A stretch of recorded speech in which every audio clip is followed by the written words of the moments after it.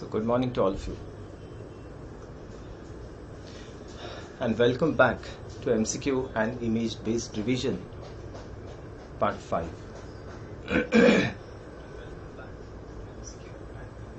Hi Nitin, good morning.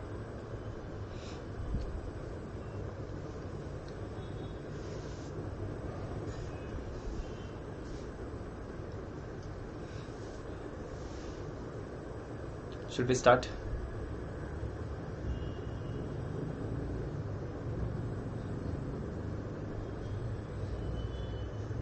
Okay, let us start. The others will join in due course.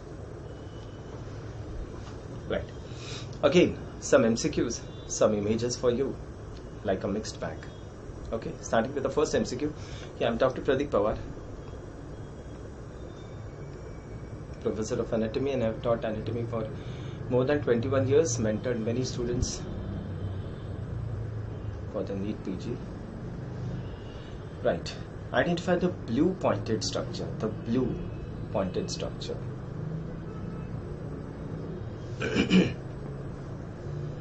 Identify the blue pointed structure. This one.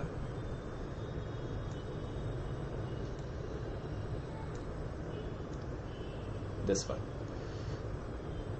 Yes. Any guesses?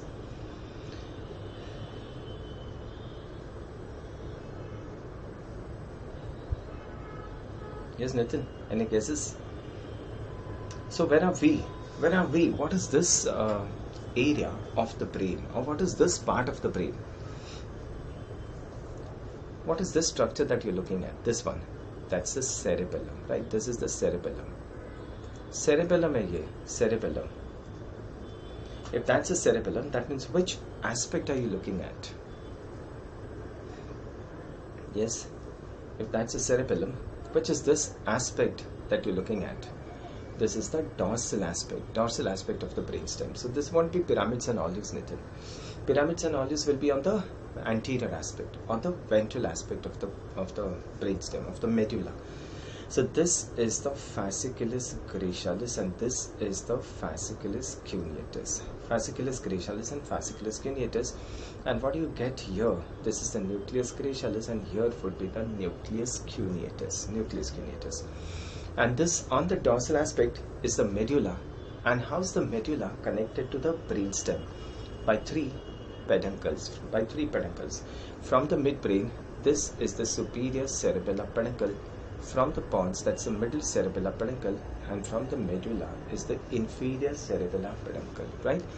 So these are the three peduncles by means of which the cerebellum is connected to the brainstem, right? So what is this blue pointed structure? Anyway, this is the fourth ventricle. What you are looking at is the floor of the fourth ventricle, right? This is the floor of the fourth ventricle. And this floor of the fourth ventricle is made up of two halves. It is formed by two parts. This part is formed by the pons and this part is formed by the medulla. Medulla. Good morning, good morning. So this part is formed by the pons and this part is formed by the medulla. Which half of pons is this? The lower half of the pons. Lower half. And which half of the medulla is this? The upper half of the medulla. Upper half. So this is the lower half of the pons. This is the upper half of the medulla. In the medulla, you find an elevation here. What is this? What is this in black? Yes, Pradeep, what is this in black? This is the hypoglossal triangle. Hypoglossal triangle. And the one in blue, the blue pointed structure, is the vagal triangle. So hypoglossal triangle in the center, the vagal triangle at the sides, and still laterally if you go, this arrow is pointing towards the vestibular area. Vestibular area. Understand this? One moment. Yeah. So now you tell me. Right. So what is this triangle? Hypoglossal triangle. That's a vagal triangle and that's the vestibular area. Which half of medulla is this? The upper half of the medulla. And if we go deep to this hypoglossal triangle, if we go deep to this, there is a nucleus of hypoglossal nerve. Beneath this triangle, there's a nucleus of hypoglossal nerve.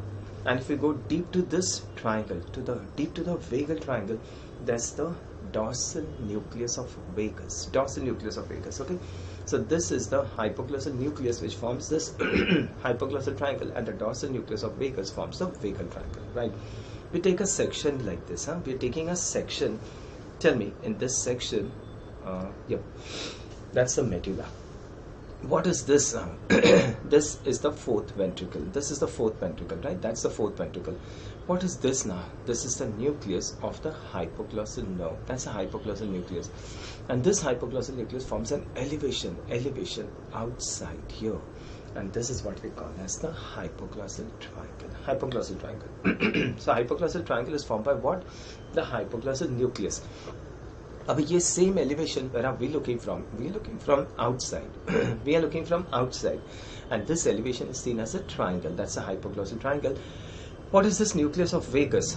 That's a dorsal nucleus of vagus, and the dorsal nucleus forms an elevation here. We call this as the vagal triangle. Vagal triangle, and further lateral, that's the vestibular nucleus, which forms an elevation which is known as the vestibular area. Vestibular area. Tell me now, this hypoglossal nucleus is going to supply what? Chalo, answer this now. Let us be interactive. Come on, answer. What is this hypoglossal nucleus going, or the hypoglossal nucleus? This is the hypoglossal nerve, right? What is this hypoglossal nerve going to supply? Come on, answer. The hypoglossal nucleus is located in the floor of the fourth ventricle. The hypoglossal nerve is attached on the ventral aspect of the medulla between the pyramids and the olives. Look, this elevation is the pyramids and this elevation is the olive. Yes. So the hypoglossal nerve is attached at the junction of the pyramids and the olives, and this hypoglossal nerve is going to supply the muscles of the tongue, all the muscles of the tongue, except palatoglossus. And tell me, what is the functional component which it represents? If you can answer this, yes. What is the functional component which the hypoglossal nucleus is going to represent? Which is that functional component which supplies the muscles derived from the occipital myotomes? Which is that functional component? If you can answer this. The functional component which supplies the muscles derived from the occipital myotomes is general somatic efferent. General somatic efferents. Okay, general somatic efferent.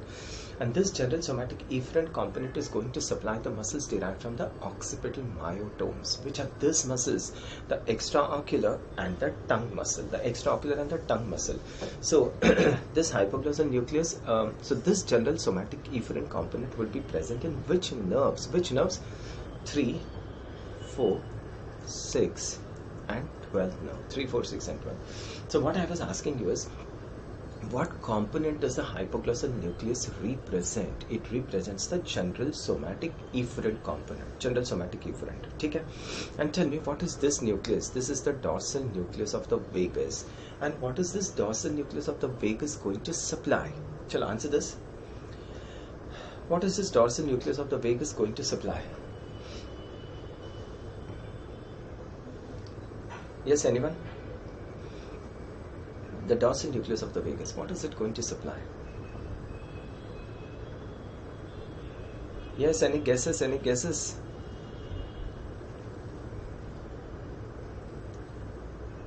The dorsal nucleus of vagus is going to supply the glands of GIT. It supplies the glands of GIT. Okay, the dorsal nucleus of vagus supplies the glands of GIT. Tell me, which functional component does it represent? Which is that functional component which supplies the glands of the glands? It is the general visceral efferent. That's a general visceral efferent component, and this general visceral efferent component is going to supply the glands. So the dorsal nucleus of vagus represents which functional component? The general visceral efferent component. Are you following this? So we are in the floor of the fourth ventricle. We are in the lower half of the floor of the fourth ventricle, and this is formed by the upper half of the medulla. This is formed by the upper half of the medulla. We find two triangles here, the hypoglossal triangle, the vagal triangle, and we find a vestibular area on the lateral side. The one in black is hypoglossal, the one in green is vagal triangle. Okay, tell me, which half of pons is this? This is the lower half of the pons.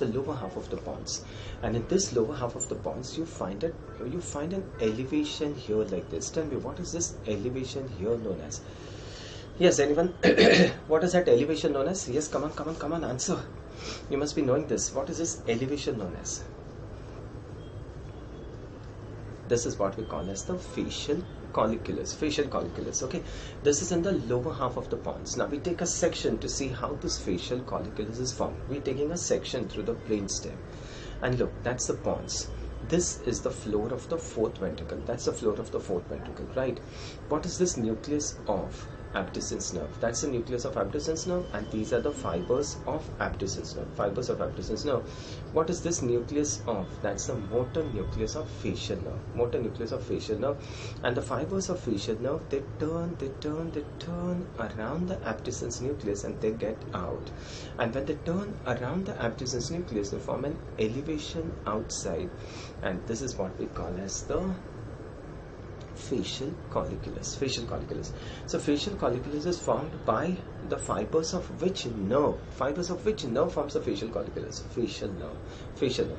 And which is the nucleus beneath the facial colliculus? The nucleus beneath the facial colliculus is the abducens nucleus. Remember, abducens nucleus. So most of the times you get MCQs, clinical MCQs, tumor in the floor of the fourth ventricle compressing the nucleus beneath the facial colliculus. So which muscle would be affected? Which muscle would be affected? So tumor in the floor of the fourth ventricle compressing the nucleus beneath the facial colliculus. Yes, nucleus beneath the facial colliculus. So that would be abducens nucleus, right? And what does the abducens nucleus supply? Lateral rectus. Lateral rectus. So lateral rectus is paralyzed. The person will have a medial squint. Medial squint.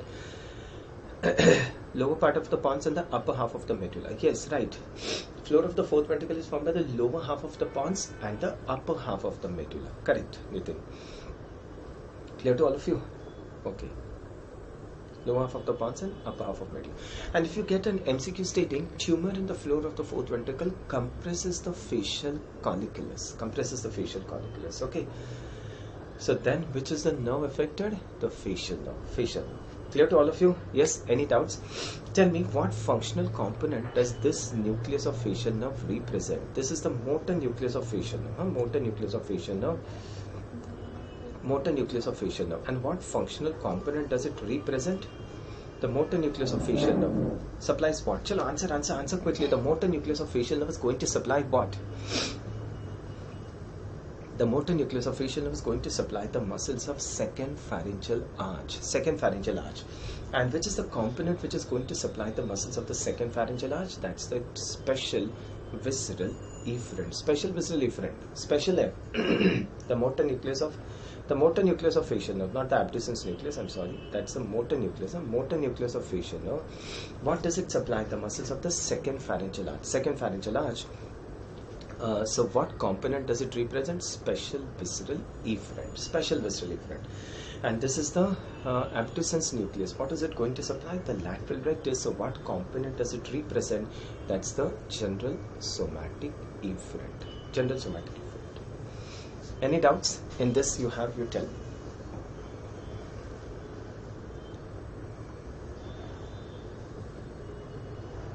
Yes. Any doubts?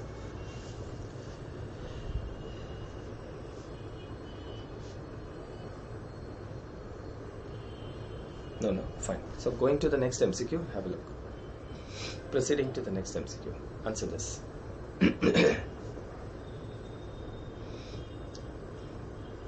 Answer this MCQ.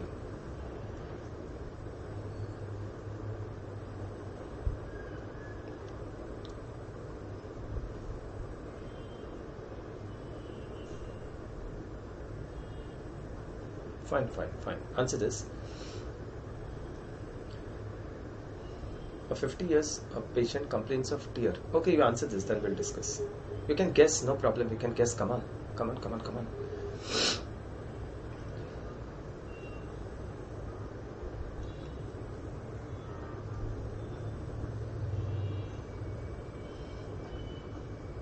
Yes, very good. Now, see, I'll start. Look, a 50 years patient complains of tear rolling out of his eyes while having food. Tear rolling out of his eyes while having food. Anything clicks to your mind? Lacrimation. while salivation. What is that? What is that? Lacrimation while salivation. What is that? Tears rolling down while having food. What is that? Come on, answer. What is that condition known as? When a person is having food, he gets tears rolling down from the eyes. And this is what we call as the crocodile tears. Crocodile tears, yes. This is what we call as the crocodile tears. So crocodile tears involve which two glands? Can you tell me this? It involves two glands. One is the submandibular gland, and the second one is the lacrimal gland. Lacrimal, okay? The submandibular gland and the lacrimal gland. Lacrimal gland for tears and the submandibular gland to have secretions, right? Okay, so phrase nahi hai bachche ko, phrase nahi, phrase is something different, I'll tell you that. This is crocodile tears. Tears rolling out of his eyes while having food. So that is crocodile tears. Which two glands are involved? The submandibular and the lacrimal gland. He also has inability to tolerate loud sounds. Tell me, which is the muscle which helps in dampening of the sound? The muscle which helps in dampening, it makes the sound less before it enters into the ear. What's that? That's the stapedius. Stapedius. And the stapedius is supplied by which nerve? That's a nerve to stapedius. It's a branch of facial nerve. It's a branch of facial nerve. So nerve to stapedius is gone. Fine. On examination, there is loss of taste sensations on the anterior 2/3 of the tongue. If you can tell me, anterior 2/3 of the tongue, who supplies taste sensations? Taste sensations, not the general. The general sensations are by the lingual nerve. The taste sensations are by the chorda tympani branch of facial nerve. Chorda tympani. So there is loss of taste sensations in the anterior 2/3. So who's involved? Chorda tympani nerve. The pain and temperature sensation is intact. That means which nerve is intact? The lingual nerve is intact. Lingual is intact. The person is not able to whistle. Tell me, the muscle responsible for whistling is what? Yes, dear friends, yes, my dear children, what is the muscle responsible for whistling? Whistling. Like this, blowing air into the mouth or whistling. That's the buccinator. Buccinator. So buccinator is gone. The person is not able to whistle. That means the buccinator is gone. That means the facial nerve is involved. For sure, facial nerve. So lesion is located at, right. Now, what do you say? The answer is A for this, A. Answer is A for this. A. I'll explain now. Tell me, chalo. You tell me what is the facial nerve supply. Then we start. What is the facial nerve supply? So I tell you the components and you tell me the nucleus belonging to this components. Start.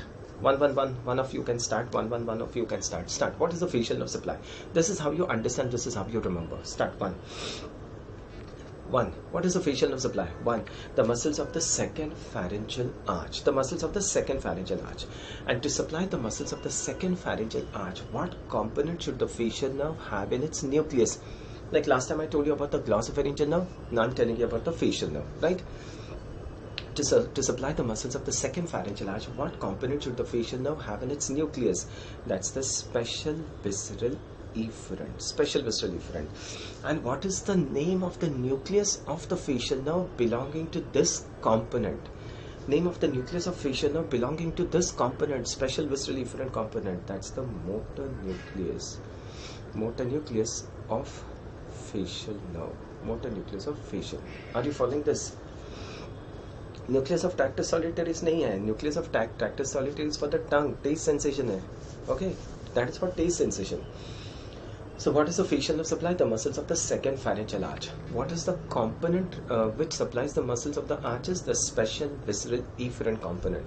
And the name of the nucleus belonging to this component, that's the motor nucleus of facial nerve. We've just seen this. The fibers of this motor nucleus, they wind around the abducens nerve nucleus. That's the motor nucleus of facial nerve. Getting this? Fine. What else is the facial nerve supply? What else does the facial nerve supply? It supplies all the glands except parotid. Okay, it supplies all the glands except parotid.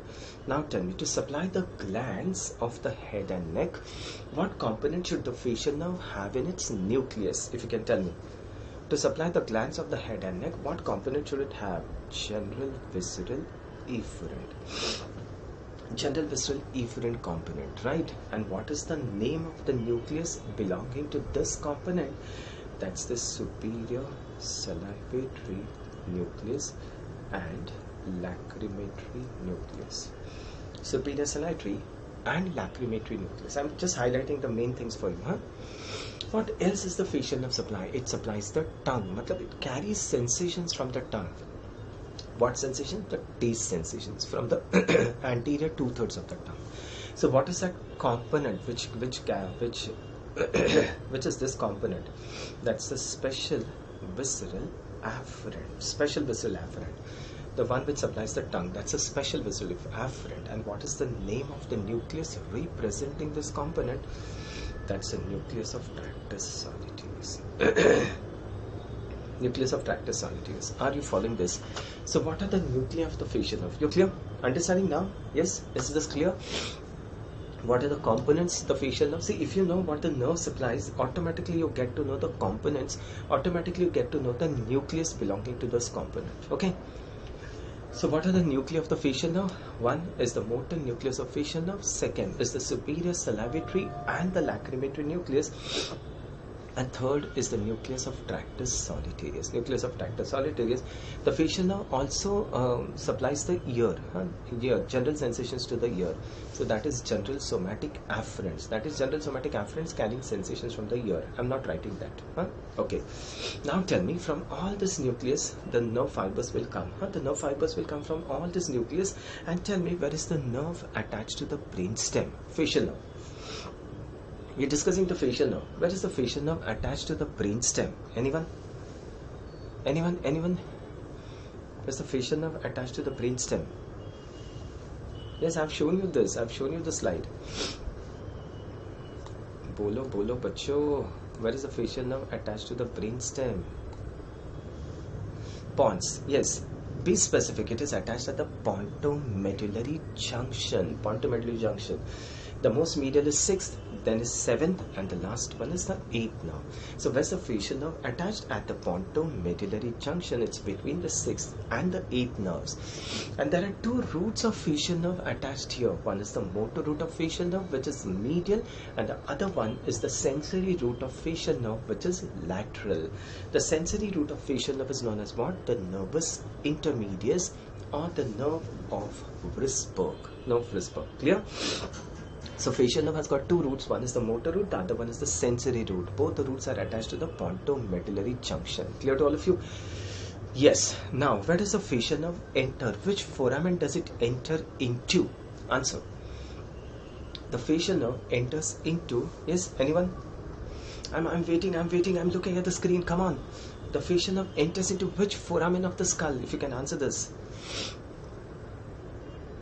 Stylomastod nahi hai. Stylomastod is later. It gets out of the stylomastod foramen. Which foramen does the facial nerve enter? It's the internal acoustic meatus. Internal acoustic meatus, along with the 8th nerve and the labyrinthine artery. 8th nerve and the labyrinthine artery. The facial nerve enters the internal acoustic meatus, now undergoes a bend here. Bend. What is that bend known as? Genu. Now it goes above the promontory like this, undergoes a second bend like this, genu, and now finds a foramen here. What's that? The stylomastoid foramen. The stylomastoid foramen. And the facial nerve now enters into this gland. What's that? The parotid gland. Parotid. And now gives 5 branches to supply the muscles of facial expressions, to supply the muscles. Okay, so facial nerve enters the internal acoustic meatus. I write it like this: enters the internal acoustic meatus. That's the first bend. That's the first bend. That's the genu. The first genu of the facial nerve goes above the promontory. That's the second bend of the facial nerve. Gets out through the stylomastoid foramen, enters the parotid, and gives 5 branches. Now, what are the branches of facial nerve in the ear? In the ear, the facial nerve gives 3 branches. One is the greater petrosal nerve, the first one. After the genu, the greater petrosal. Second is the nerve to stapedius. Nerve to stapedius, and just before it leaves the skull, it leaves through the chorda, leaves through the stylomastoid foramen. It gives the chorda tympani. It gives the chorda tympani, and this chorda tympani now gets out through the stylomastoid foramen. After giving the chorda tympani, the facial nerve now gets out through the stylomastoid foramen, enters the parotid, and gives branches to supply the muscles of facial expression. Clear? Is this clear to all of you? This much? Okay. So now you tell me, if the facial nerve is injured here at the stylomastoid foramen, what will the person get? Chalo, answer this. If the facial nerve is injured at the stylomastoid foramen, what does the person get?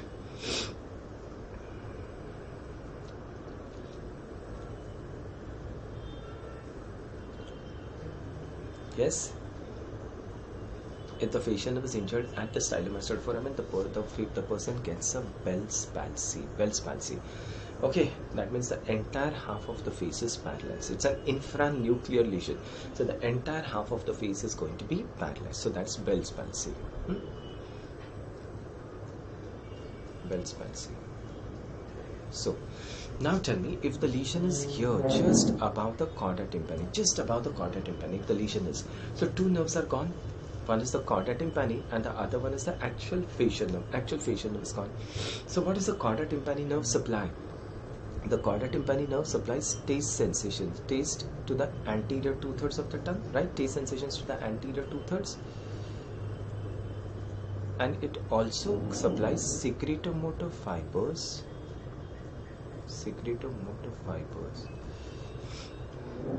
to submandibular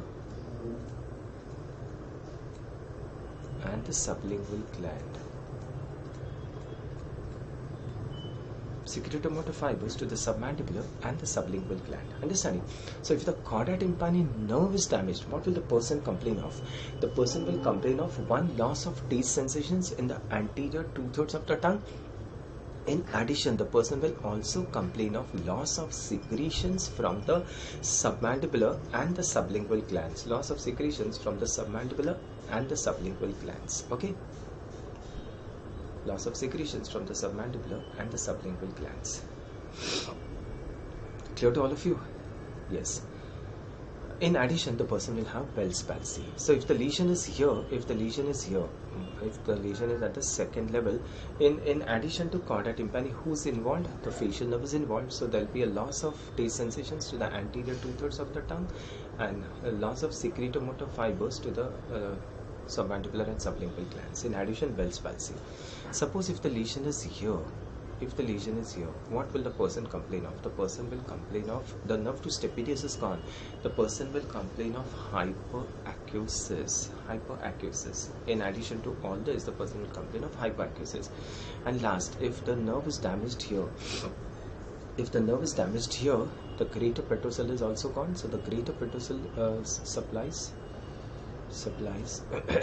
lacrimal, nasal, palatine and pharyngeal glands. Lacrimal, nasal, palatine and pharyngeal glands. Is this clear to all of you? So look, if the nerve is injured here, just after the genu or before the genu, all the branches of facial nerve will be involved. The greater petrosal is involved, the nerve to stapedius is involved, the chorda tympani is involved, and the facial nerve, which is actually going to supply the muscles of facial expression, is also involved. So now what will the person complain of? One, the person will complain of Bell's palsy. Second, the person will complain of loss of taste sensations in the anterior 2/3 of the tongue. The person will complain of loss of secretions from all the glands except parotid. Loss of secretions from all the glands except parotid. In addition, the person will have hyperacusis. Are you following this? So I've told you the entire facial nerve.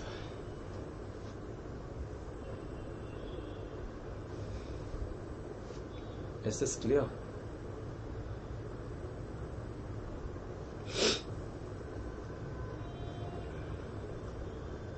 Any doubts you have, you tell me.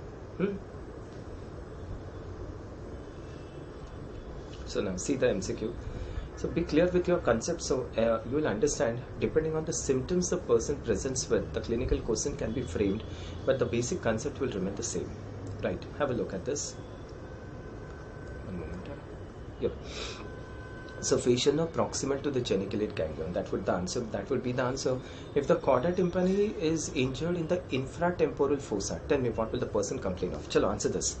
If the chorda tympani, now the chorda tympani comes outside the ear, from the middle ear, the chorda tympani gets out through the petrotympanic fissure. The chorda tympani gets out through the petrotympanic fissure, and the chorda tympani now, the moment it gets out, it's right in the infratemporal fossa. You know infratemporal fossa. The chorda tympani nerve goes and joins with the lingual nerve. Right, it goes and joins with the lingual nerve, and now it will go to the ganglion, submandibular ganglion. It will supply the submandibular and the sublingual glands, and it will also supply taste sensations to the anterior 2/3 of the tongue. Taste sensations to the anterior 2/3. So if the chorda tympani nerve is injured in the infratemporal fossa, you will get effects of lesions of only chorda tympani nerve. You understanding? So there will be a loss of taste sensation and loss of secretions of the submandibular and the sublingual glands. Okay. Facial nerve is injured at the stylomastoid foramen, or facial nerve is injured in the parotid gland. The person will have Bell's palsy. If it is injured at the stylomastoid foramen, Bell's palsy, and if it is injured in the parotid gland, depending upon which branch of facial nerve is injured, you will be getting paralysis. Depending on the branch, the muscles would be paralyzed. Depending on which branch of facial nerve is involved. Perfect. Yes. This is perfect to all of you. Very good. So, coming to the next MCQ.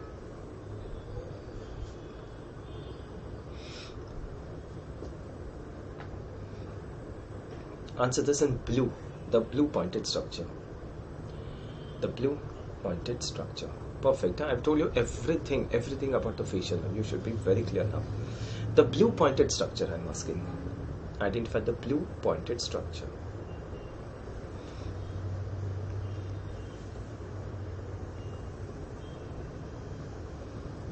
Come on.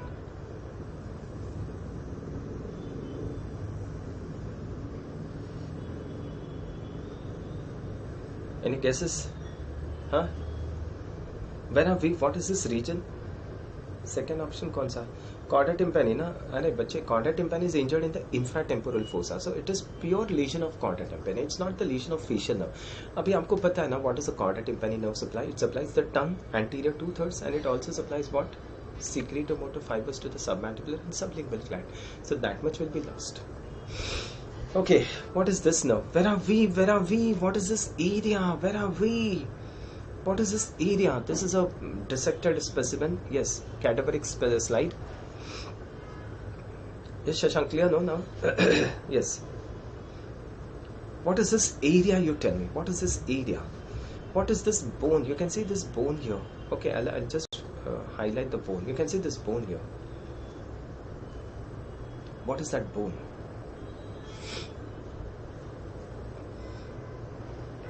That's the mandible. The ramus of the mandible is cut. The ramus of the mandible is cut. So what is this fossa?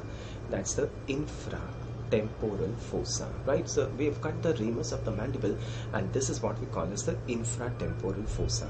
What is this muscle? If you can identify this muscle, look at this. I put blue arrows there. What is that muscle? What is that muscle which we have reflected? We have cut the ramus of the mandible. What is that muscle?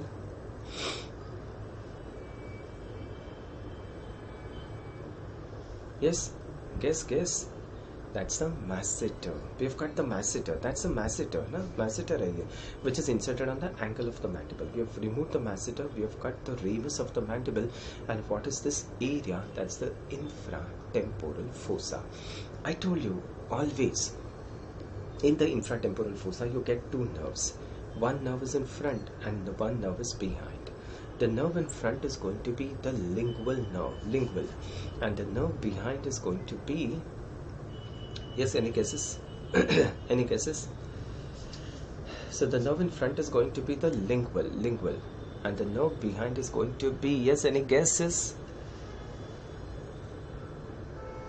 Infratemporal fossa. This you should know. You should know this.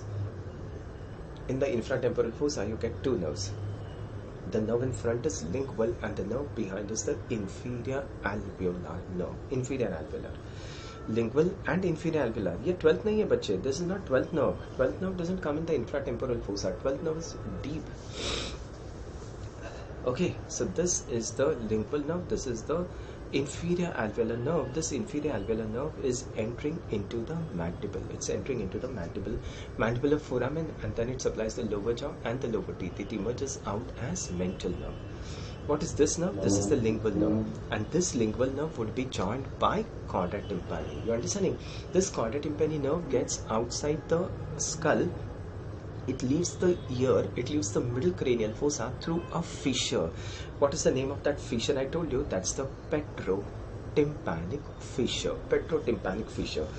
The chorda tympani gets out through the petrotympanic fissure, comes in the infratemporal fossa and joins with the lingual nerve, and with the lingual nerve it will go and it will go to the submandibular ganglion, because the submandibular ganglion is hanging from which nerve? Lingual nerve. So it just goes with the lingual nerve, goes to the submandibular ganglion. Clear to all of you? Yes? Now you tell me, what is this? What is this structure? I've pointed this for you. What is this artery?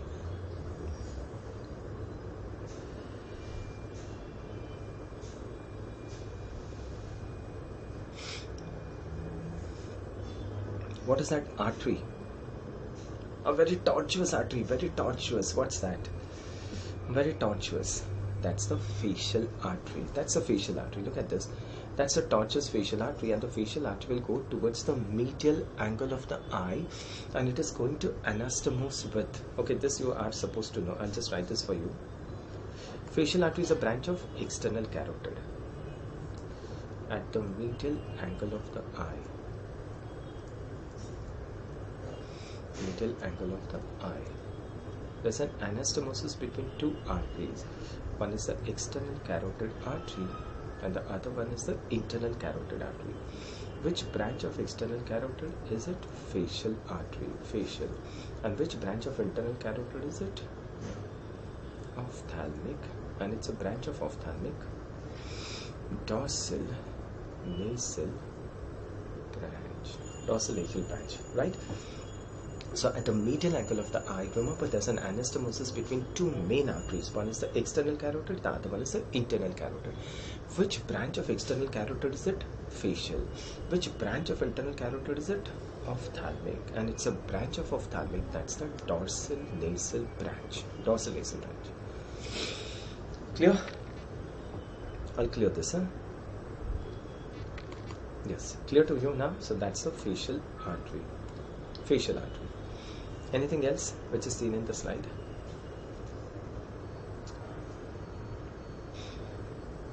What is this muscle, you tell me?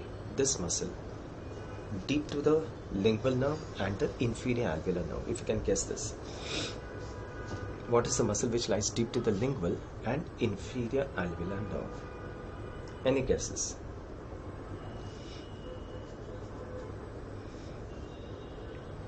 That's the medial pterygoid. Medial pterygoid, huh? That's the medial pterygoid. What have we removed? The lateral pterygoid, and we are seeing the medial pterygoid muscle. We're seeing the medial pterygoid. Now, what are the contents of infratemporal fossa? Any guesses? What are the contents of infratemporal fossa? Infratemporal fossa, one is the pterygoid venous plexus. Pterygoid venous plexus, and the pterygoid venous plexus would lie over the pterygoids, over the medial and the lateral pterygoids. The medial and the lateral pterygoids.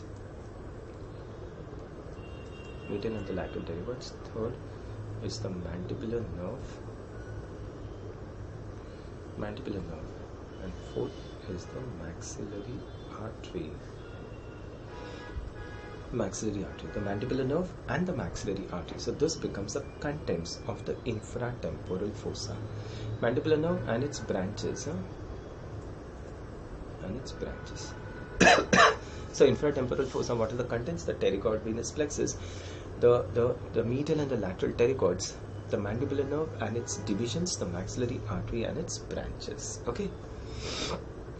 हाँ बच्चे, mandibular nerve and its division है ना, तो mandibular nerve and its division मतलब the entire mandibular nerve, anterior posterior division, and these are all branches of posterior division of mandibular nerve. No, mandibular nerve in one lecture I'll explain you the mandibular nerve. It's very very important to understand mandibular nerve.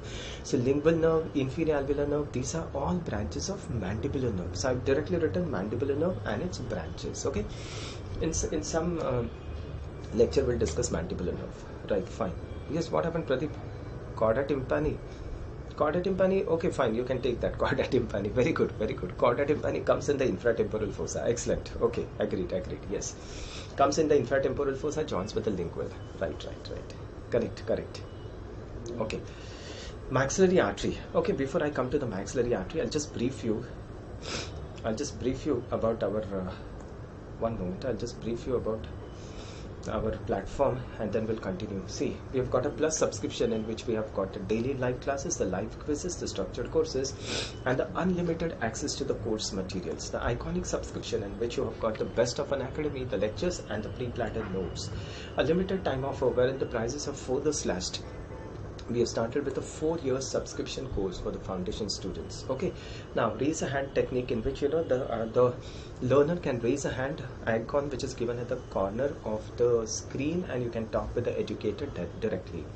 Now we are starting with integrated clinical batch from 30th of June and integrated dual educator session from 30th of June. Clinical and dual educator session. Like we had discussed this anal canal. We had discussed anatomical and surgical aspect of pancreas, myself and Dr. Saurabh Dixit. Okay, so these are dual educator series. We are starting with NEET PG high revision batch from 30th of June, NEET PG seasons batch from 30th of June. There are many batches which are going to start. Target next 2022, and we are going to start the focus FMG batch from 30th of June. On 3 months subscription, you get 1 month free, and 12 months you get 2 months free. Download the Unacademy app. Okay, fine. So we were discussing about the maxillary artery. Whatever I'm able to finish, I'll finish. Okay, maxillary artery is a branch of what? Tell me. Maxillary artery is a branch of the external carotid artery. Maxillary artery is a branch of external carotid artery given in the parotid gland. How does the maxillary artery come in the infratemporal fossa? From the parotid, it goes deep to the ramus of the mandible. Okay, it goes deep to the ramus of the mandible, comes in the infratemporal fossa. The maxillary artery is divided into 3 parts by any guesses? The maxillary artery is divided into 3 parts by the lateral pterygoid muscle. Now axillary artery divided into 3 parts by pectoralis minor. The subclavian artery divided into 3 parts by scalenus anterior.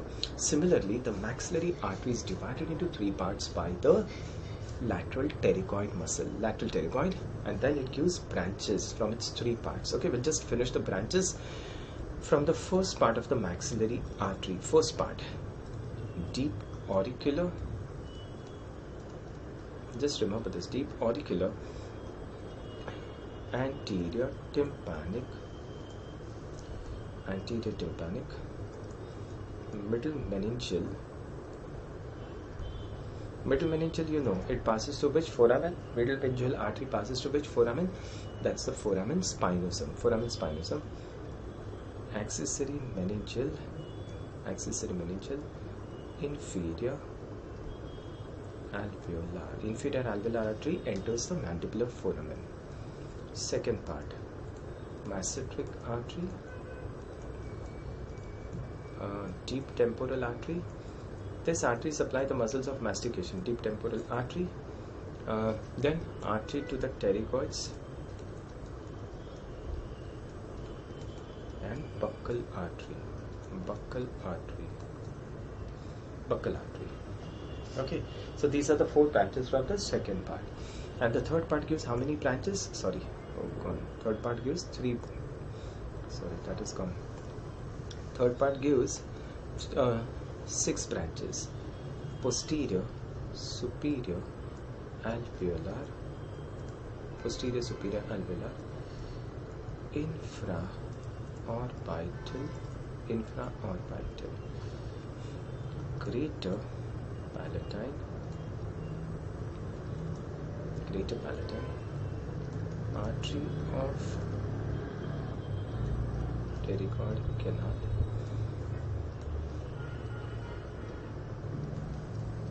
pharyngeal artery,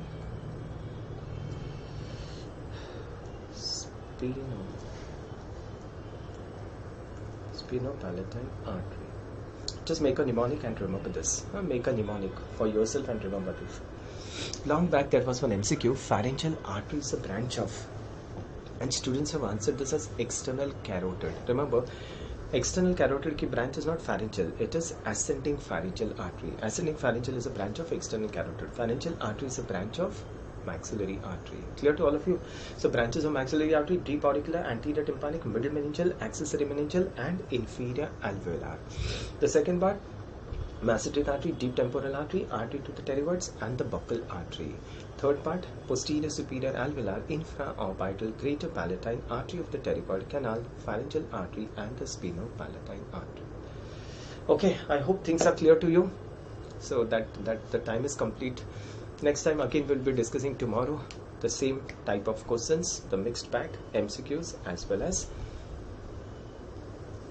visuals. Okay, I hope this is clear to all of you. Thank you. Thank you to all of you. Thank you.